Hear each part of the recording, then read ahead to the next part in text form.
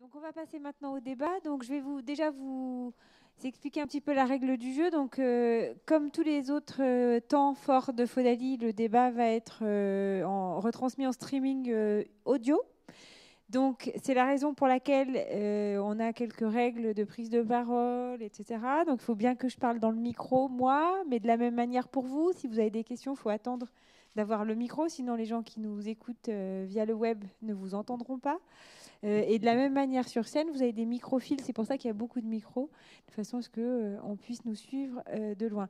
Alors je vous présente Éloi qui va être notre monsieur web. Alors j'ai tout dit tout à l'heure pour rigoler, c'est le Simone SVP du 21e siècle. Donc à la fois il retransmettra un petit peu ce qui va se dire dans la salle et en même temps il interagira avec la blogosphère et Internet pour faire remonter les questions et les éventuelles remarques qu'on aura sur Internet. Voilà, donc ce débat va être centré autour du besoin de transparence des consommateurs et justement des problématiques des industriels qui ont besoin de renouer avec ce consommateur avec qui ils aimeraient bien communiquer de manière un petit peu plus proche, mais qui est difficile à attraper, et de plus en plus puisqu'il est très volatile aujourd'hui. Donc pour parler de ce sujet, j'ai choisi 3 intervenants éclairés. Donc je vais commencer par l'abattoir et société de découpe, c'est comme ça qu'on dit. Donc SIPCAS, qui est situé en Charente-Maritime. Donc Michael... Donc j'ai oublié votre nom, Michael. Excusez-moi. Michael Fumeron, voilà, qui est responsable de l'abattoir, carrément, donc production animale. Je vais vous laisser aller vous asseoir. Ensuite, nous aurons le témoignage de la charcuterie Andrieux, donc avec Monsieur Andrieux, qui nous expliquera un petit peu comment il arrive à être tout proche de son consommateur. Et enfin, Eric Kulner, qui est l'animateur du Club Commerce Connecté, donc de ADI, donc l'agence de développement et d'innovation de la région Nouvelle-Aquitaine, qui nous apportera son éclairage au niveau du numérique. Alors, on va peut-être commencer. Je vais juste faire un tout petit aparté pour présenter l'ARIA Nouvelle-Aquitaine, puisque accessoirement, j'en suis la déléguée générale. Donc, l'ARIA Nouvelle-Aquitaine, c'est une association qui donc représente et défend les intérêts des industriels de l'agroalimentaire sur la région Nouvelle-Aquitaine. Nous avons une double mission qui est à la fois donc de représenter, de défendre et également d'accompagner le développement des industriels et de les aider dans leurs différentes problématiques. C'est donc à ce titre que je suis là aujourd'hui avec vous. Je vais peut-être vous laisser vous présenter chacun votre tour assez rapidement. Alors pareil, on va peut-être mettre le truc pour les œufs. Non, peut-être pas quand même. Hein, je vais vous laisser faire ça assez rapidement de manière à ce que du coup chacun puisse un petit peu comprendre d'où vous venez. Allez, Johan, vous avez le micro. Ça marche. Normalement, ça marche. Ça marche. Oui. Donc bonjour à tous. Donc, moi, je suis Johan Andrieux, charcuterie Salaison Andrieux à Saint-Mathieu dans le 87. Nous sommes adhérents à l'ALIA, produit en Limousin. Donc nous fabriquons depuis 1949 des produits de charcuterie et de salaison, notamment tout autour du port. On est une société qui est passée du stade artisanal fondé par mon grand-père et maintenant on est arrivé au stade semi-industriel. 70% de notre fabrication est destinée à la grande distribution. C'est vraiment notre cœur de clientèle. Mais depuis quelques temps, nous avons développé la vente aux particuliers, la vente directe. Et c'est pour ça que je suis là aujourd'hui pour en parler. Très bien. Michael Fumeron. Donc, Michael Fumeron, représentant la société Surgérienne d'Abattage, qui est une entité commune avec la société SIPCAS. Donc, la Surgérienne d'Abattage gère l'entreprise d'abattage de la société, et la société SIPCAS est la partie transformation et commercialisation, dont Frédéric, mon collègue, est ici. Voilà. Donc, au niveau de l'abattage, nous traitons 5500 tonnes à l'année. Nous sommes un abattoir privé. Hein. Nous sommes le seul abattoir du département de la Charente-Maritime. Il reste juste un abattoir public qui est dans le sud du département. Donc voilà. Donc Fred, si tu veux continuer à présenter la partie SIPCAS. Oui, je vais donner la parole à Frédéric aussi, parce qu'en fait, ils sont deux, mais vous verrez dans le discours, ça sera logique. Frédéric, je te laisse peut-être présenter effectivement la partie SIPCAS. Donc la société SIPCAS, donc nous commercialisons principalement au niveau des GMS et bouchers charcutiers traiteurs de la région. Donc on va de la partie nantaise jusqu'on descend jusqu'à Bordeaux actuellement. Voilà, donc on a 3 commerciaux sur la route et on est une cinquantaine de personnes partie SIPCAS. Et après, on a toute la partie... sur l'abattoir, on est 20 personnes. Voilà, sur 20 personnes. Voilà. Donc voilà, après, on est privé complètement. On ne fait pas partie d'un groupe. On achète donc les animaux directement auprès de nos éleveurs ou groupements d'éleveurs. Et tout le travail est fait chez nous jusqu'à la livraison. On va directement livrer nos clients. On passe très peu par les transports. Donc voilà à peu près la situation de l'entreprise. Merci. Eric ? Bonjour à tous, Éric Cunaer, je suis salarié de l'Agence de développement et d'innovation Nouvelle-Aquitaine, qui est une agence du Conseil régional en charge d'accompagner le développement des entreprises de la grande région désormais. On est 80 personnes à l'échelle du territoire de la grande région. Pour ce qui me concerne, avec un collègue qui s'appelle Antoine Chautard, je suis en charge des sujets numériques. Ça représente 3 piliers, les besoins de la filière numérique, les entreprises numériques, leurs besoins de financement, de développement, de R&D, etc., mais également la transformation numérique des entreprises qui n'ont pas vocation à devenir numériques, mais peut-être à s'adapter à un monde qui, lui, l'est devenu beaucoup, notamment du côté du client. Et ça introduit le 3e sujet, qui est que, outre ma casquette agence, j'ai également celle de développer un collectif d'entreprises qui s'appelle le Club Commerce Connecté. Alors à la fois des entreprises du côté de l'offre numérique à destination du commerce, petite, moyenne, grande, hein, ça va de la start-up à un Cdiscount ou un Cultura, et puis des gens plutôt du côté de l'usage. L'idée étant de réunir tous ces gens-là autour de la question qu'est-ce que c'est faire du commerce aujourd'hui, que le client, lui, est connecté. Ça ne l'intéresse plus tellement de se dire d'un côté du monde, il y a les vrais magasins et de l'autre côté du monde, il y a le e-commerce. Ça fait très longtemps que le client, il s'attend à ce qu'on lui parle de X façons différentes, quel que soit l'interlocuteur. Et cet interlocuteur doit s'adapter à cette complexité omnicanale. Et on essaye d'être là pour ça. Merci. Donc, je vais commencer par vous présenter quelques éléments qui sont issus d'une étude que l'ANIA a menée, donc voilà maintenant 1 an et demi, auprès d'une cible relativement large, puisque je crois qu'il y avait 8000 personnes interrogées. Et l'idée était en fait de connaître quelles étaient les attentes des consommateurs vis-à-vis de nous, les industriels de l'agroalimentaire. Et vous allez voir que du coup, la table ronde d'aujourd'hui prend tout son sens parce qu'en fait, c'est vraiment un des éléments qui a attiré qui est ressorti en fait de l'étude. Donc par contre, c'est un PDF, je suis désolée. Donc on avait 8832 répondants avec une prédominance de femmes donc une étude qui était relativement étendue sur le territoire. Donc globalement, quand même, le consommateur a l'impression d'avoir de manger bien, c'est-à-dire qu'il a quand même un avis assez positif sur ce qu'on lui propose, puisque donc entre oui et plutôt satisfait, on a 91%, donc c'est quand même plutôt bien.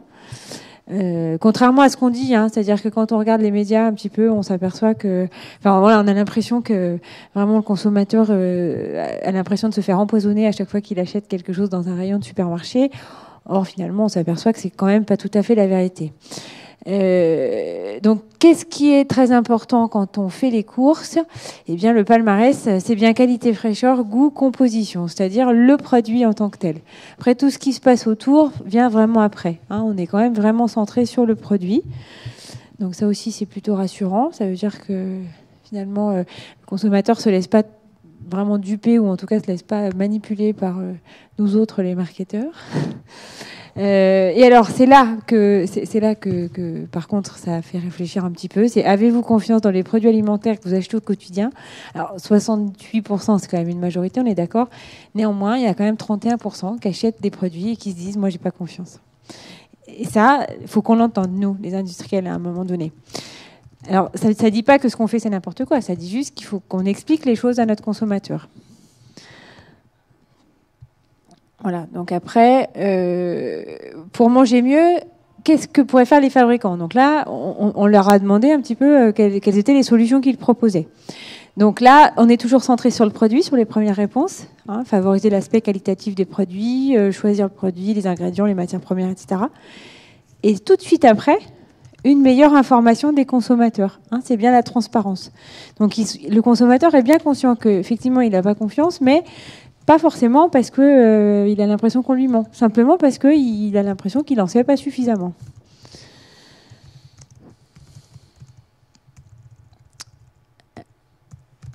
Voilà, alors après, on pose la question au niveau du distributeur. Est-ce que le distributeur pourrait, lui, intervenir sur cette notion du bien manger?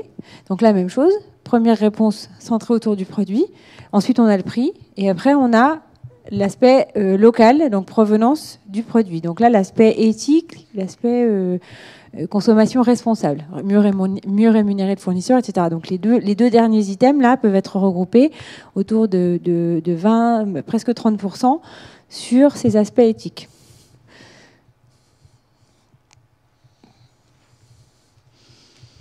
Voilà, donc au niveau du gouvernement, même chose, toujours le produit en premier. Que pourrait faire le gouvernement pour qu'on mange mieux? Ben voilà, mieux le produit, ensuite le prix. Et enfin, pour 9% quand même, favoriser les produits français, donc toujours consommation responsable. Voilà. Et alors, quand même, on leur a posé la question, et vous? Qu'est-ce que vous pourriez faire, vous, le consommateur, pour mieux faire? Donc là, il se dit que, en fait, et ça c'est la première réponse, une consommation éthique ferait en sorte qu'on mange mieux. Donc du coup, ça va vraiment dans le sens de ce que vont vous expliquer nos intervenants tout de suite. C'est qu'effectivement, pour être rassuré, il faut, mieux connaître, et 2, avoir du contenu et des choses à dire. Et des choses à dire qui vont dans le sens de ce qu'attend le consommateur et de ce qu'il pense intimement de sa façon de consommer. Donc je ne vais pas aller plus loin. Je pourrais éventuellement transmettre ce PowerPoint. Je ne sais pas si du coup c'est quelque chose qui peut se On pourra le mettre en ligne sur le site Faudali. Alors il est déjà en ligne sur le site de l'ANIA. Il s'appelle Pacte Alimentaire. Voilà, hashtag Pacte Alim. Et sur le site internet de l'ANIA, je crois qu'à Pacte Alimentaire, il doit déjà être en ligne. On va le relayer Mais on sur peut le hashtag Faudali. Voilà. Alors est-ce que du coup, Simone, Éloi, est-ce qu'il y a déjà des réactions? Guy, il y a des réactions d'internautes qui se disent prêts à suivre, donc ils sont là. Là, on en est vraiment qu'au début. Il y a, pour ainsi dire, pas beaucoup de questions, ce qui est assez normal au début d'un débat. Mais ça me permet c'est bien, ça me permet de faire le point route. Le point route, on est à quasiment 700 tweets sur le hashtag Faudali. Ça veut dire qu'encore une fois, on est sur un forum B2B et pourtant le grand public s'empare de ces sujets-là et active, retweet. Ça, c'est sur Twitter.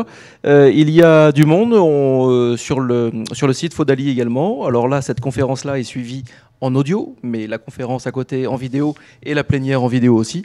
Bref, voilà. Donc on compte aussi sur vous. Et pour les plus timides d'entre vous, vous pouvez poser vos questions sur Twitter aussi, sur le hashtag Faudali. Voilà pour le point route. Éloi les relaiera de manière anonyme si vous le souhaitez. Alors, du coup, on parlait tout à l'heure de consommation éthique et de ce besoin en fait du consommateur à revenir à quelque chose qui fait sens et qui quelque part lui redonne confiance dans son acte d'achat. Alors, on a parlé pendant ces derniers mois de bien-être animal et d'animaux maltraités, etc. Quand on a un abattoir, évidemment, ces problématiques, j'imagine, sont au quotidien au cœur de vos préoccupations. Disons que depuis une quinzaine d'années, quand même, on est habitué à gérer des gestions de crise. On a eu la crise de la vache folle à la fin des années 2000, on a eu la fièvre afteuse. On a eu la crise, le mélange des viandes avec la crise de la viande chevaline. Et depuis le début des années 2010, on ressent la notion la place de l'animal dans la société qui a évolué, et notamment les animaux d'élevage. Et donc différentes associations de consommateurs se sont créées. Il y a eu les végans, il y a l'association, notamment l'association L214, qui a médiatisé des images d'abattoirs, de maltraitance animale dans les abattoirs. Donc c'est vrai que c'est des sujets pour lesquels la réglementation est en place depuis quand même de nombreuses années. Là il y a eu des images chocs qui ont été surmédiatisées à mon avis, mais qui étaient réelles, et qui ont montré des choses inacceptables dans beaucoup d'outils. Donc il y a des commissions d'enquête, une commission d'enquête qui a été créée, et c'est vrai que nous on a fait partie des abattoirs qui ont été visités, avec une visite inopinée du député, en l'occurrence M. Falorni, président de la commission d'enquête. Et tout le fonctionnement de la chaîne d'abattage a été filmé, et il s'est révélé qu'en fin de compte, ce reportage a eu un bien bénéfique par rapport à l'abattoir, parce qu'aucune anomalie n'a été révélée lors de cette visite. Et d'autre part, le député avait en sa possession l'ensemble des visites d'inspection qui sont réalisées semestriellement par les services de l'État et les services de la Communauté européenne. Voilà, donc les résultats de ces services ont été aussi relayés par la presse. Oui, voilà, ce que vous me disiez, c'est que le commissaire, la commission d'enquête était venue avec la presse, notamment avec France 3. La presse régionale et la presse locale. Voilà, donc là, on n'a pas bien le loisir de se tromper. Donc là, de toute façon, on est obligé de les accepter au sein de l'abattoir, et je pense de les recevoir. De même de communiquer, ça nous arrive régulièrement de recevoir des groupes d'élèves, des gens de l'extérieur. Fermer l'outil, je ne pense pas que ce soit renoué avec la confiance du consommateur. Donc, en essayant d'ouvrir ses portes, après, on peut interdire de prendre des photos, parce qu'une image, elle peut être interprétée de différentes façons, mais montrer l'outil, la manière dont on travaille, je pense que c'est important. Parce qu'il y a quand même beaucoup de choses qui ont été mises en place depuis de nombreuses années, avec des référents dans les abattoirs en termes de protection animale. Et ce n'est pas 1%, en fin de compte, des abattoirs français qui doit donner une image complètement, disons, non réelle, qui ne représente pas la réalité. Effectivement, il y a des soucis éventuellement de confidentialité. Après, alors là, pour le coup, le numérique peut être au service de cet élément-là quand même. Et du coup, peut être une arme à double tranchant. C'est-à-dire que quand on visite, on filme, paf, on partage sur les réseaux sociaux. Enfin, est-ce qu'il y a des possibilités de se protéger de ça, peut-être ? Ou en tout cas, des bonnes pratiques pour que ça puisse être un outil et non un élément dangereux ? Alors effectivement, je pense que vouloir se protéger d'une évolution sociétale qui a largement submergé tous les domaines de notre vie, à tous, y compris en tant qu'individu, à tous les instants, c'est assez compliqué. Je comprends aussi également qu'une image volée, même ou même capturée dans un moment parfaitement ouvert, mais mal utilisée, mal commentée, peut être extrêmement difficile à assumer ensuite en termes de discours, parce que c'est très facile de mettre les mots qu'on veut sur une image. Donc là-dessus, malheureusement, le numérique, il n'a pas grand-chose à vous apporter, à part un grand message qui est le choix de la transparence, quand il est possible, est toujours le meilleur. Et également, le numérique laisse toujours des traces en termes de discours. Et il y a des outils qui vous permettent surtout d'identifier quand telle ou telle image vous met en danger. Vous dire qu'il y aurait des pare-feux en amont pour vous protéger de toute attaque, etc., je vous mentirais. En revanche, il y a quand même quelques pratiques d'analyse de réputation, de suivi de réputation, etc., et des outils finalement assez simples à mettre en œuvre qui vous permettent de détecter quand il y a une menace et à ce moment-là, d'avoir des contre-feux en termes de communication. C'est plutôt, hélas, comme ça aujourd'hui qu'il faut, à mon avis, voir les choses. Alors ça, c'est sur l'aspect technique des choses. Après, tu parlais à l'instant de réputation. C'est des choses qui s'anticipent aussi, la réputation, et ça en termes de communication. Et là, du coup, ça rejoint ce que vous disiez tout à l'heure, le fait d'ouvrir aux écoles, aux élus, etc. Ça participe aussi à la bonne réputation. Et c'est vrai que du coup, quand on a bonne réputation, c'est tout de suite un peu moins... Enfin, c'est moins relayé quand on poste quelque chose d'un petit peu polémique. Parce que du coup, on se dit, bon, mais non, mais on connaît, l'image est peut-être mal utilisée. C'est-à-dire que quand on n'est pas connu du tout, effectivement, là, c'est plus, on prête plus le flanc. Mais du coup, alors commercialement, quand vous avez eu, alors, finalement, presque malgré vous, cette superbe publicité, puisque franchement, c'était quand même un bon coup, comment ça s'est retranscrit ensuite commercialement ? De toute façon, au niveau commercial, par rapport à la visite qui a été positive, nous, on l'a retransmis auprès de notre clientèle, GMS et Boucher, avec une photocopie donc, de l'article qui avait été réalisé. Et même sur du démarchage propre au niveau des nouvelles clientèles, c'est quelque chose qui nous a apporté dans la mesure où le travail en amont a été très bien fait. Donc derrière, nous, en termes de commerce, c'est nettement plus facile. Donc effectivement, au niveau de la clientèle, ça a bien été perçu, et des clients, de nos clients, quand ils ont vu ça, effectivement, ils se sont dit, voilà, il y a des gens qui travaillent bien dans la région, on y fait hyper attention, on fait le maximum pour que ça se passe bien. Donc voilà, après commercialement, on essaye toujours de progresser dans ce sens-là et d'apporter des services. Nous, comme disait Mickaël, nos portes sont ouvertes à tout professionnel, GMS, boucher, les gens qui viennent, qu'on démarche, ou nos clients, ils sont régulièrement invités pour visiter donc une partie de l'abattoir, toute une salle de découpe, ce qui permet de voir qu'on n'a rien à cacher. Aujourd'hui, nous, c'est vraiment la transparence pure. On ne cache rien. Les gens qui veulent venir visiter, ils viennent visiter, principalement que des professionnels de notre profession quand même.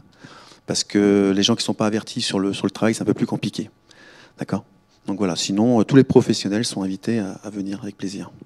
Mais comme quoi, la visite d'entreprise, c'est pas forcément quelque chose qui s'adresse uniquement au grand public. Hein. C'est bien des choses qui participent en fait aux relations publiques de l'entreprise, y compris quand on a relation avec son tissu local, hein, les élus, les écoles, etc. Ça, c'est aussi le. Mais voilà, à quoi ça sert d'ouvrir ses portes à un élu local ? A priori, il n'y a rien. Sauf que le jour où il décide à faire venir la commission d'enquête et qu'il se dit, tiens, j'ai France 3 qui voudrait venir avec moi, je prête peut-être des intentions qui n'ont pas été celles-là, mais je me dis que si j'ai pas envie de tomber sur une entreprise où je risque de trouver quelque chose de polémique, bah, je vais choisir une entreprise que je connais, ou en tout cas dont j'ai entendu parler. Et si je sais que je vais trouver quelque chose de chouette, bah, éventuellement c'est bien. Voilà. Et inversement d'ailleurs, par contre. C'est un outil à double tranchant. Bon, par contre, effectivement, la visite d'entreprise, c'est quand même un outil commercial drôlement intéressant. Donc, chez Andrieux, vous savez utiliser cette chose-là. Alors, à la fois sur la visite, mais pas que, parce que vous avez en plus créé quelque chose au niveau de votre boutique, donc en vente directe pour avoir un espèce de laboratoire, c'est ça ? Oui. Donc, nous, on fait la visite d'entreprise pour tout. On travaille avec la CCI de Limoges, notamment ce sont des visites ouvertes à tous sur inscription l'été. On fait la visite d'entreprise aussi pour justement pour les élus locaux qui le demandent.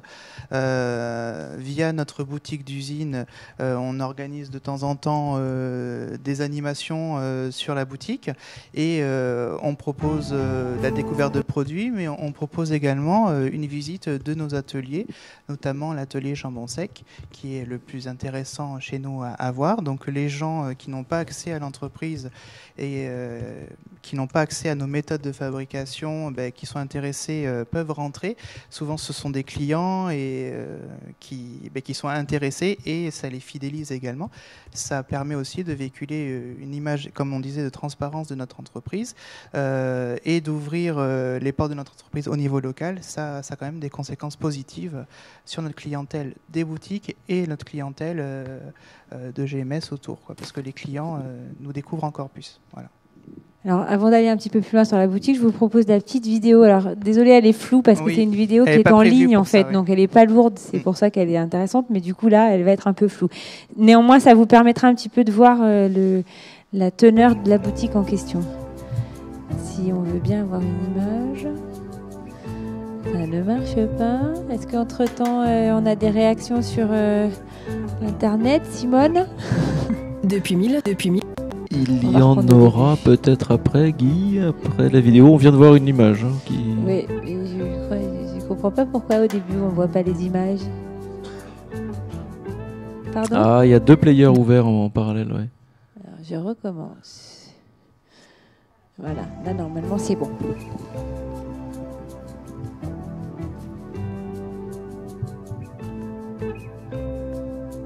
Yann, vous pouvez intervenir quand vous voulez. Donc là, si en fait, voulez... on montre l'extérieur des locaux. Depuis 1949, la Salaison Charcuterie Andrieux fabrique ses propres produits selon des recettes puisées au cœur du terroir et inchangées au fil des années. Alors pour les gens qui ne voient pas les images, on est sur des codes et savoir-faire transmis visuels de père en fils. Qui sont très décalés. Voilà. J'ai parlé. Ce savoir-faire traditionnel et familial est la raison pour laquelle notre clientèle nous est fidèle. C'est de ce constat qu'est née notre boutique, véritable vitrine des valeurs familiales de notre entreprise et de ses traditions.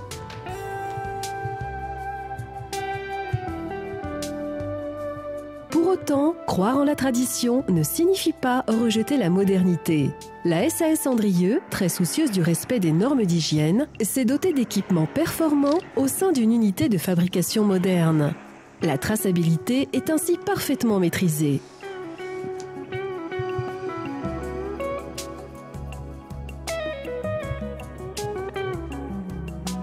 Notre rigueur et notre exigence dans la sélection des matières premières nous permet de vous proposer une grande diversité de produits savoureux et authentiques pour votre plus grande satisfaction et le plaisir de votre palais.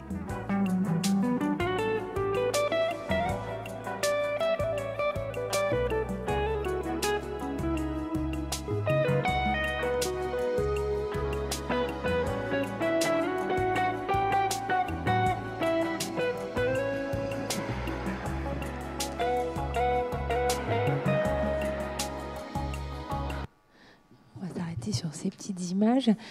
Donc, je vous laisse prendre donc voilà, donc en fait on a créé une boutique sur le site de production parce que depuis, comme je disais, l'entreprise a été créée par mon grand-père et depuis toutes ces années on a toujours vendu aux particuliers de manière informelle le vendredi, c'était la tradition et donc quand on a dû réaménager l'entreprise en 2010, on a refait les bureaux et on a remis aux normes certaines pièces d'outils de travail et on a inclus un magasin d'usine pour officialiser cette vente en direct parce qu'il y avait une réelle attente du particulier. Nous sommes pour situer... on est dans un petit village où vraiment on est un petit peu isolé de tout et on a des personnes qui viennent d'assez loin pour chercher nos produits, notamment en gros conditionnement. Et depuis que nous avons ouvert cette boutique, on a connu un réel succès avec du bouche à oreille seulement. Ce qu'on a proposé aux clients qui nous connaissaient, c'est d'avoir la qualité des produits qu'ils connaissaient. Dans un lieu, on a essayé de faire un joli lieu qui mettait en valeur les produits avec un prix d'usine, entre guillemets, parce qu'on n'a pas d'intermédiaire, donc on vend un petit peu moins cher sur le site de production, ce que les gens attendent quand même, mais on ne baisse pas notamment beaucoup les prix non plus, parce qu'il faut quand même le produit à un prix, et voilà, on peut pas faire n'importe quoi là-dessus. Mais il y a eu un réel engouement des gens au niveau local qui s'est révélé. Ça permet également de tester de nouveaux produits avant de les lancer en GMS. C'est-à-dire qu'on a notre base de clients, on fait goûter les nouveaux produits, on voit ce qui marche directement, on a un lien direct avec les clients, ce qui nous permet aussi de travailler pour le reste de notre clientèle. Voilà, comme je le disais tout à l'heure, aujourd'hui, nos boutiques, parce qu'on en a deux, on en a une à Angoulême, représentent 20% de notre chiffre d'affaires. Voilà. Et alors, donc vous avez trouvé, vous, le moyen d'utiliser votre boutique pour pouvoir faire remonter de la donnée depuis vos consommateurs, ce qui n'est pas le cas du coup des entreprises qui, elles, n'ont pas de boutique. Et comment, Eric, on arrive à faire pour avoir quand même cette information qui est quand même aujourd'hui un des éléments clés du marketing? Alors, comme souvent dans ces cas-là, surtout quand on est essentiellement distribué par des intermédiaires dans la grande distribution, on déploie des stratégies de contournement. J'y reviendrai, mais je voudrais juste réagir sur la vidéo. C'est un outil qui devient majoritaire, dont la consommation de nous tous, en réalité, devient majoritaire sur mobile et devient majoritaire sur les réseaux sociaux. Et quand on regarde un petit peu les contenus qui sont susceptibles de reprise, puisque l'enjeu, c'est pas seulement d'avoir un contenu agréable, mais également qui puisse ensuite drainer de l'attention, on s'aperçoit qu'il y a vraiment quelque chose à faire autour de notre sujet aujourd'hui, c'est-à-dire de l'ouverture, de la transparence, et par exemple autour du geste. On disait tout à l'heure retrouver le contact avec le produit. Le produit, c'est également le résultat d'une expertise manuelle ou d'un circuit industriel qui peut même être fascinant. Et donc, quand vous-même vous êtes sur les réseaux sociaux, vous voyez défiler, je ne sais pas, comment on fait des balles de ping-pong avec toute une chaîne industrielle semi-hypnotique, ou un geste de quelqu'un qui découpe une pastèque avec des tours plus ou moins de passe-passe. Ce sont des choses, à partir du moment où vous remettez de l'humain et un geste humain, c'est souvent bien plus efficace pour amener le produit ensuite, etc. Voilà, c'était juste un aparté. Juste pour dire aussi que souvent, c'est autour de l'humain que les outils de communication peuvent devenir viraux.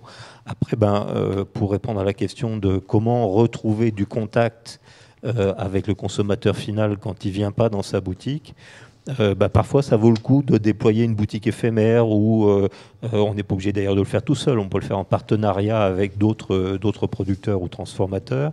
Ça vaut le coup également d'être présent sur des marketplaces, qui est aussi une façon de tester l'appétence du consommateur. On peut se lancer dans le e-commerce, mais là dans ce cas-là il vaut mieux y réfléchir un petit peu avant en termes de mon offre est-elle compatible avec une activité commerciale, est-ce que j'ai tous les produits qu'il faut pour que ça marche, etc. Et puis également, on peut utiliser les réseaux sociaux. Alors les réseaux sociaux, les utiliser pour vendre directement, je ne vous en ferai pas la recommandation. On a un certain nombre de retours d'expérience maintenant qui montrent que ce n'est pas vraiment là que ça se joue. En revanche, quand on veut vendre, être connu, ça aide à vendre, bizarrement. Voilà. Et utiliser les réseaux sociaux pour tester 2 options d'un produit, pour avoir des retours, etc. Ça peut être une façon de recréer du contact. Une autre, c'est de détourner tous les outils numériques qui n'arrêtent pas d'essayer de vous piquer votre marge. Dans l'alimentaire, sans parler d'agroalimentaire, dans la restauration en particulier, ça foisonne. Vous avez les Deliveroo, tous ces trucs-là. Au Bouscat, il se trouve qu'on travaille avec la ville du Bouscat qui est sur la métropole bordelaise. Il y a une maison de boucherie-charcuterie qui est tenue par un couple de trentenaires quadras qui ont repris l'activité familiale et qui en fait sont présents sur ces Foodora, etc. Mais leur enjeu, c'est pas du tout de faire du chiffre. Leur enjeu, c'est juste d'élargir un petit peu leur zone de chalandise et de visibilité parce que un jour ou l'autre, parce qu'ils auront développé une offre snack qui est dérisoire par rapport à leur chiffre d'affaires, des gens auront identifié la qualité de leurs produits et reviendront les voir ensuite pour leur cœur d'offre. Donc il y a tous ces enjeux-là, c'est utiliser tous les outils, pas forcément dans une logique directement chiffre, mais détourner ces canaux de visibilité. D'ailleurs, de plus en plus, ces plateformes-là se font guère d'illusions sur la vérité de leur offre. Là, leur offre, elle est d'abord une offre de visibilité. Donc, ça peut être un biais pour recréer du contact avec ce consommateur final dont on a tant besoin. Et ensuite, tu parlais des données, je ne veux pas être trop long. Il y a des enjeux qui peut-être là sont plus collectifs, qui sont d'arriver à faire en sorte que vos distributeurs vous communiquent bien et dans un format adapté les données qu'ils vous doivent. On a, nous, Club Commerce Connecté, travaillé avec un de nos membres qui est une entreprise qui fait je ne veux pas dire de bêtises, des produits éphémères, pour ne pas dire de la vaisselle jetable et des piou-piou pour les fêtes, là, qui fait essentiellement du packaging, pas de la distribution. Un de ses gros enjeux, c'est de récupérer les données en sortie de caisse, parce qu'elle y a droit. Mais il faut qu'elle demande 10 fois, et puis quand à la fin on le finit par lui donner, c'est une impression de 20 km à plat de tickets de sortie de caisse qui est totalement inexploitable. Alors une entreprise toute seule qui va voir son réseau de GD en lui disant je les voudrais au format numérique pour être capable moi d'optimiser mes processus et mieux connaître mes clients, c'est compliqué. S'y mettre à plusieurs et puis fournir à plusieurs un outil numérique qui permet en gros qu'il y a juste à brancher les outils de la GD et ensuite récupérer ces données-là, c'est peut-être une option. C'est le genre de choses sur lesquelles nous on souhaite travailler avec les entreprises de production de produits de grande consommation, nous CCC par exemple. Il y a des pistes. Alors, tu parlais d'outils de communication tout à l'heure. Effectivement, la visite d'entreprise, c'est bien un outil à 360 degrés. Pas seulement d'ailleurs pour parler aux consommateurs, on parle aussi aux futurs employés. C'est-à-dire que dans l'agroalimentaire, on a un petit peu du mal à trouver des salariés sur certaines catégories d'emplois. Parce qu'il fait trop froid, trop chaud, trop ci, trop ça. Et effectivement, le fait d'ouvrir les entreprises, quelquefois, ça donne envie, puis ça ouvre l'esprit simplement. On n'a pas l'impression, par exemple, qu'on peut faire de la maintenance dans l'agroalimentaire. Les gens, ils ont une formation de maintenance, ils cherchent dans l'automobile, dans la métallurgie, et ça ne leur vient pas à l'idée d'aller dans une entreprise agroalimentaire. Néanmoins, il y a des postes, énormément de postes qui ne sont pas pourvus en agroalimentaire, donc la visite d'entreprise est là aussi pour ça. Mais je vais revenir un petit peu sur l'outil boutique, etc. Chez Andrieux, il y a un autre projet dont ne nous a pas parlé Yann, qui est intéressant aussi au niveau de l'éphémère. Oui, donc on a 2 boutiques, donc une à Saint-Mathieu, une à Angoulême. Celle de tout le temps. Voilà, on a une boutique numérique aussi, on a un site internet marchand qu'on va développer, qui est pas très développé actuellement, mais qui vit normalement. Et sur les mois qui viennent, on va essayer de le changer, de le redynamiser. Et après, là, cet été, on tente la boutique éphémère de 3 mois. On est en collaboration avec une marque qui s'appelle La Marésienne de Ré. On leur fabrique des produits. Et on ouvre une boutique à Saint-Martin sur la période de 3 mois. Saint-Martin de Ré. De Ré, pardon. Et donc voilà, pour tester la boutique éphémère et justement véhiculer l'image de nos produits limousins sur l'île, parce qu'on travaille beaucoup avec la Charente-Maritime aussi. Et là, c'est un projet qu'on va tester dans pas très longtemps. Donc là, c'est un test grandeur nature qui vous permettra aussi de voir un petit peu, quand vous êtes à l'extérieur de votre territoire, un petit peu ce que ça donne sur une cible qui est complètement nationale, hein, sur l'île de Ré aux vacances d'été. Et puis surtout que le principe de la boutique éphémère, c'est d'avoir une boutique avec des frais réduits. On va optimiser tous les codes de notre société. On a fait une sélection de produits qui est ciblée. Et donc on aura le résultat en septembre. Une intervention Oui. Oui, il y a un petit taquin sur le chat qui demande si les visites d'usine ce sont des vraies visites ou des mises en scène d'usine ou d'abattoir en l'occurrence. Et puis une autre question du coup que je vais relier. Peut-on imaginer un jour des webcams pour suivre en direct une usine ? Vraiment, on connecte en permanence et là on vit en direct. Donc faut savoir qu'au niveau de l'abattoir, nous sommes équipés de caméras. Donc les moments où les tournis des animaux sont filmés. Donc le matin, quand j'arrive, je peux contrôler les opérations d'abattage qui ont été faites avant que j'arrive, sachant que les services de l'État sont présents, et de plus en plus, notamment au moment de l'abattage et au moment du détournissement des animaux.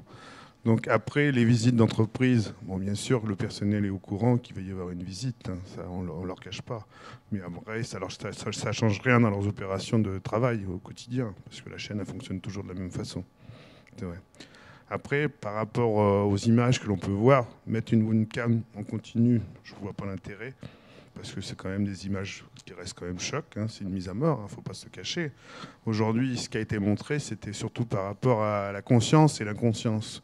Donc c'est vrai qu'on parle du personnel qui est très peu qualifié au niveau scolaire, il ne faut pas se leurrer, mais on leur a fait comprendre, aujourd'hui, on parle d'inconscience de l'animal, donc on leur explique qu'ils ont des signes à vérifier. Donc à des personnes qui ont des niveaux très bas scolairement. Donc on leur a demandé, aujourd'hui on travaille presque dans un bloc, on est rendu dans un bloc chirurgical au niveau de l'abattoir. Parce qu'entre ce qui nous est demandé au niveau hygiène, ce qui nous est demandé au niveau moralité, au niveau bien-être animal, on a revalorisé ce métier. Aujourd'hui, le personnel d'abattoir a des salaires tout à fait corrects. Parce que d'une part, c'est très difficile de trouver du personnel compétent et de les fidéliser. Donc voilà ce que je voulais dire aussi. Mais chez Andrieux, vous mettriez, vous, une webcam dans l'atelier ? Même pas peur ? C'est pas que j'ai pas... Oui, pas peur, mais après, je vois pas forcément l'intérêt. C'est ça. La question sous-jacente, peut-être, c'est jusqu'où doit-on aller ou peut-on aller dans la transparence à la fin, quoi. On montre pour prouver que tout va bien, mais au final, jusqu'où doit-on aller ? Bon, on ne sait pas, justement, c'est à la mode, la transparence, mais voilà. On expérimente. Voilà. Non, après, je pense qu'une webcam, ça serait long et fastidieux. Exactement. D'autres remarques ? Peut-être juste une réaction là-dessus. La webcam, effectivement, c'est pas tellement pour la regarder son intérêt, c'est le message que ça envoie, à savoir c'est ouvert tout le temps. Après, est-ce que c'est adapté à toutes les activités ? Je suis pas convaincu, tout comme vous. Je pense que c'est voilà, il y a des choses qui restent des choses difficiles et donc ça demande à être un petit peu expliqué. Juste l'image brute. Il faut être initié pour interpréter certaines images, comme disait monsieur. Donc ça peut être dangereux, c'est à double tranchant, je pense, la transparence à tout niveau. Oui, image ou contenu d'ailleurs, parce que quelquefois il y a des choses, des éléments qui sont diabolisés et qui en fait sont juste la normalité dans la transformation. Et puis l'image elle seule ne suffira jamais à créer la confiance. Et donc, on l'a entendu tout à l'heure avec la question du taquin. Il y aura toujours quelqu'un pour dire les images sont truquées, ou etc., etc. Donc, de toute façon, laisser tout ouvert, sans commentaire, sans mise en discours, sans mise en perspective, etc., et tout ce que vous venez nous dire, par exemple, sur la formation des personnes, ça remplacera jamais ça, en réalité. Donc, je suis pas sûr. Après, C'est pas pour rien que le boulanger, de plus en plus, quand il veut montrer qu'il fait du bon pain, il abat le 4e mur et il laisse voir le fournil. Pareil dans les restaurants, etc. Après, jusqu'où c'est de la mise en scène ou pas, on n'en sait rien. Mais en tant que consommateur, on peut se dire qu'on est sensible à la disparition du 4e mur. C'est évident. Et néanmoins, on est sensible aussi au fait que le boulanger est là, devant le 4e mur. C'est-à-dire qu'on parlait tout à l'heure d'humain. On a confiance dans l'humain, pas dans une caméra, pas dans une image. Exactement. Hein, donc effectivement, le mieux, c'est quand même en effet le contact avec l'entreprise et avec les gens qui composent cette entreprise. Hein. On n'est jamais convaincu mieux que par quelqu'un qui soit travaille dans l'entreprise, soit a l'habitude de faire ses courses dans ce magasin, etc. Vous disiez tout à l'heure que vous pratiquiez des prix qui sont à peu près équivalents à ceux de la grande distribution, un petit peu inférieurs, parce que vous êtes en boutique d'usine. Voilà. Comment ça a été reçu dans les magasins qui sont au bout de votre rue ? Chez qui vous distribuez vos produits aussi ? Comme j'expliquais, on est dans un petit village. Donc, on a un magasin de grande distribution avec qui ça s'est bien passé. On était francs et on travaille toujours ensemble. Il n'y a pas eu d'incidence pour lui.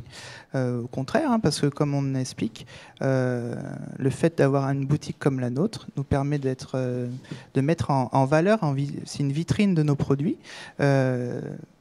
Et c'est plus une mise en valeur de nos produits, et ça n'empêche pas que à 500 mètres de là, il peut être vendu dans un magasin de grande distribution, et c'est le cas, et il n'y a pas eu d'incidence, non, au contraire. Alors il y a un autre élément, et du coup j'en terminerai, je vous passerai la parole ensuite pour les questions. Moi, il y a quelque chose qui m'a beaucoup marqué quand j'ai vu votre vidéo, et c'est pour ça que j'ai tenu à la passer, c'est que je trouve que votre boutique, on dirait soit une parfumerie, soit une bijouterie. J'ai trouvé que les codes étaient extrêmement décalés par rapport à ce qu'on a l'habitude de voir dans l'agroalimentaire. Et je pense que ça doit participer à nourrir l'image. Oui. Oh, oui, j'imagine. Mais ça doit participer à nourrir l'image du produit de manière positive. Et du coup, on doit être assez content même de retrouver le produit en grande distribution sur un prix qui n'est pas si élevé que ça. Voilà. En se disant, je fais mes courses, puis tiens, j'ai pas le temps de passer chez Andrieux, acheter le truc. C'est une démarche de communication. Bien sûr, on a choisi des codes de couleurs qui sont alimentaires. C'est le rouge bordeaux. On a mis en valeur les jambons secs dans des niches à jambon. On les a présentés comme des tableaux avec les lumières. Il y a une mise en lumière qui est importante aussi. On a choisi des matériaux nobles comme le bois, le granit. On a un code couleur qui est identique dans l'autre magasin. C'est exactement pareil. Et tous les éléments techniques qui ne sont pas forcément beaux, par exemple des vitrines réfrigérées, on les a cachées. On a caché tout ce qui n'était pas joli, on va dire, à l'œil, pas sexy, voilà. Et ça met vraiment en valeur le produit, et les gens se sentent privilégiés quand ils viennent chercher chez nous. Donc c'est vrai qu'il y a un acte de venir chez nous, on leur apporte autre chose, et après ils sont contents de le retrouver ailleurs, voilà. Et alors ça, je crois que c'est une tendance de fond, Frédéric. On disait il y a quelque temps, on a eu la fin des rayons trad, on est retombé dans des rayons LS très normés, pas très sexy. Et là, notamment en boucherie, alors je sais qu'en fromagerie c'est également le cas, c'est le retour du rayon trad. Tout à fait. Aujourd'hui, on voit qu'il y a un machine arrière. Au niveau des GMS, ils recréent des rayons trad un peu partout. Parce que justement, ils ont besoin de voir, comme le boulanger, les gens travailler. On voit dans les boucheries également derrière, ils cassent le 4e mur, et puis on voit le boucher en train de désosser derrière. C'est quelque chose qui est maintenant qu'on voit partout, quoi. Les GMS, les bouchers, aujourd'hui, avant c'était caché, aujourd'hui c'est ouvert. Ça, c'est clair. Bon. On revient sur des mises en scène extrêmement qualitatives, hein, la cave de maturation, le etc. label rouge, les choses comme le label. On revient sur des produits un peu plus de qualité. Une remarque sur Internet, une question ? Il y a assez peu de questions là pour le coup. Je pense que les internautes suivent. D'accord. Les internautes suivent, mais c'est peut-être aux gens qui sont dans la salle. Voilà, alors, est-ce que vous avez des questions dans la salle, des remarques, des expériences à partager sur ce sujet ? Andrieux, je suis surpris de vendre 70% en GMS. Donc, cette dépendance économique quand même avec les grandes surfaces. Est-ce que du coup, c'est ça qui vous a poussé à faire votre propre boutique d'usine et aussi éphémère ? Le cash and carry, je sais pas, moi, d'autres réseaux ne vous intéressent pas non plus ? Ou le CHR ? C'est justement pour développer une autre clientèle, hein, effectivement. mais on ne veut pas abandonner la GMS, ou bien au contraire, mais c'est aussi pour, comme on disait, pour asseoir du chiffre, on va dire, sûr, et où on gagne un petit peu, on gagne mieux notre vie, c'est évident. Mais non, exactement. Et on a la vitrine de nos produits. Voilà, c'est vraiment la première démarche, elle est là. Quelle est votre part de chiffre d'affaires sur la boutique en vente directe contre la vente par des réseaux de distributeurs? Ce que je disais, on fait 20% de chiffre en vente directe. Vous me disiez que votre objectif à terme, c'était d'être à peu près moitié-moitié. On rêverait tous, mais non, ça sera pas. Voilà. On veut agrandir, on veut l'agrandir cette part-là. On veut développer nos magasins, développer ce qui existe déjà, parce qu'on communique. Justement, on a un travail de communication à faire qu'on ne fait pas forcément. On veut communiquer autrement, développer la vente en ligne. C'est la maîtrise de l'image aussi. Exactement. Ça. Bonjour, Edouard Barkhausen, conseiller en développement commercial. Je voulais poser une question sur justement le produit. Le produit en lui-même, en fonction des circuits, est-ce que vous alternez les différentes marques ou qualités de produits et donc quelle sensibilisation du consommateur et non pas uniquement le client distributeur vous pouvez avoir pour dynamiser votre impact Donc en fait, dans nos boutiques, on a une marque spéciale qui s'appelle Andrieux la boutique. C'est-à-dire que ce sont des produits qu'on ne retrouve pas forcément dans les magasins présentés de cette façon-là. On les présente autrement, il y a la quantité, il y a un peu plus de quantité, le grammage est différent, c'est présenté autrement, mais la qualité reste la même et on insiste bien, il n'y a pas une qualité inférieure et supérieure entre la boutique et le produit, heureusement.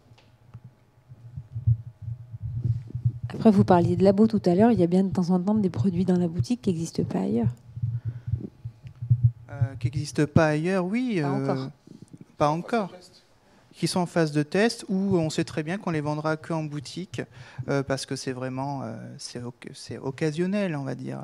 Mais globalement, la plupart des produits qu'on trouve en boutique sont des produits que l'on trouve ailleurs.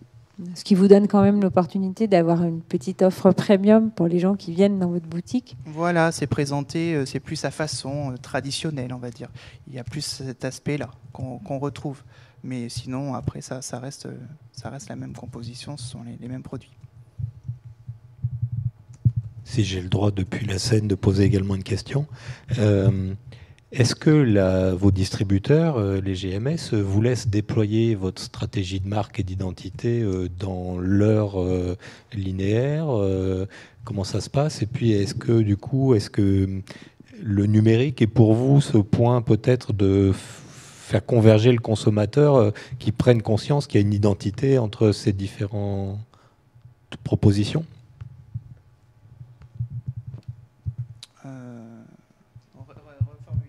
Je vais reformuler la question. En boutique, vous proposez une expérience qui est très spécifique, à la limite donc de l'expérience du luxe. Vous en reprenez les codes, etc. Et donc finalement, vos produits sont vécus, proposés dans un cadre qui est très spécifique et qui les connote beaucoup et qui participe beaucoup de la perception de leur valeur. Et du coup, est-ce que la grande distribution chez qui vous êtes également présent vous laisse d'une manière ou d'une autre décliner cet environnement visuel, etc. Et est-ce qu'il y a également une stratégie via les outils numériques pour créer ce lien justement autour des deux univers? Alors la stratégie via les outils numériques, pas forcément. Mais par contre, il y a un réel lien. Depuis l'année dernière, nous avons revu notre charte graphique, notre image, c'est vrai qu'on a une présentation qui est très qualitative, mieux qu'avant, et il y a vraiment un lien entre ce qu'on présente en boutique et ce qui est mis en GMS direct, notamment et local, où on véhicule aussi l'image du produit en Limousin, où les consommateurs sont attachés à ça en grande distribution locale, et il y a vraiment un lien de qualité, que ce soit dans notre boutique ou en GMS, il n'y a pas forcément cette différenciation de qualité chez le consommateur. Alors après, le lien numérique, nous on a un site internet, mais c'est vrai qu'il n'y a pas forcément de lien. On a des pages Facebook qui concernent que nos boutiques, Mais c'est vrai que le lien n'est pas fait au niveau numérique. Non, les consommateurs ne peuvent pas le voir, ça. Vous avez prononcé un mot-clé. Vous avez dit produit en Limousin. Oui.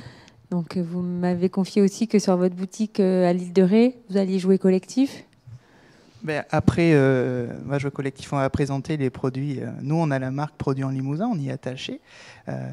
Et donc, du coup, on va véhiculer cette image-là pendant 3 mois. Après, on est fabricant de la marque Marésienne de Ré. Donc, c'est des produits, c'est de la saucisserie et des saucissons secs qui sont fabriqués avec du maceron, de la salicorne et du sel, de la fleur de sel de l'île. Et on va surtout mettre en avant ces produits de cette marque-là avec qui on collabore. Mais c'est vrai que pour nous, représenter le Limousin, c'est important. C'est une des fondations de notre... nous, on fait de la charcuterie de terroir, notamment régionale Limousin, très marqué Limousin. Donc c'est très important de véhiculer cette image. Merci beaucoup. Vous êtes donc deux partenaires alors Oui. Au niveau du sourcing, vous prenez du piécé que du Limousin ou vous êtes obligé aussi par rapport aux approvisionnements? Ah non, c'est clair. Nous c'est pas que Limousin, c'est français, mais c'est pas on fait pas de produits justement que Limousin. D'accord. Et au niveau justement de la construction de filières, est-ce que vous avez démarché justement les filières locales pour... C'est des choses qu'on est en train de regarder tout ça. Ouais. C'est des projets. Est-ce que j'ai encore des questions? Alors avant de rendre l'antenne, Simone, des remarques? Non, toujours pas. Les internautes sont sages et attentifs. Les internautes sont très sages, très attentifs et peut-être qu'ils laissent la salle. Une dernière question de la salle peut-être? Donc justement, vous aviez parlé des éléments d'appellation ou de label rouge ou de produits en Limousin. Quelle est votre stratégie pour justement utiliser à bon escient des différentes labellisations ou appellations régionales? Comment vous faites pour actionner sur différentes qualités de produits en fonction des appellations? Que ce soit pour la salaison ou même pour la viande en gros.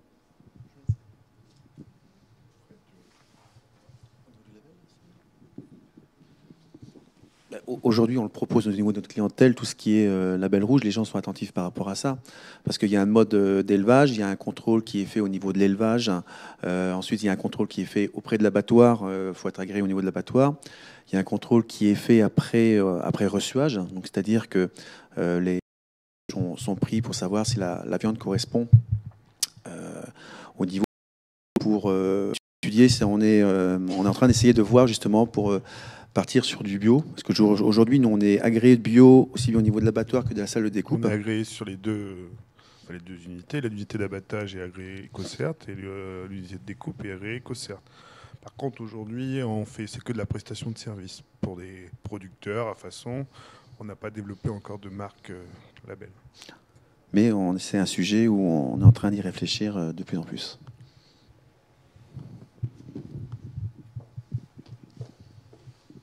Bien, si on n'a pas d'autres questions dans la salle, je vais vous remercier d'avoir accepté de travailler sur cette table ronde et d'intervenir auprès de notre public et auprès du public de Fodali en ligne. Merci à vous d'avoir assisté à cette table ronde et bonne continuation et bon Fodali, puisqu'il reste encore... alors aujourd'hui, la journée touche à sa fin, mais il y a encore plein de sujets très intéressants demain, donc je vous retrouve demain avec grand plaisir.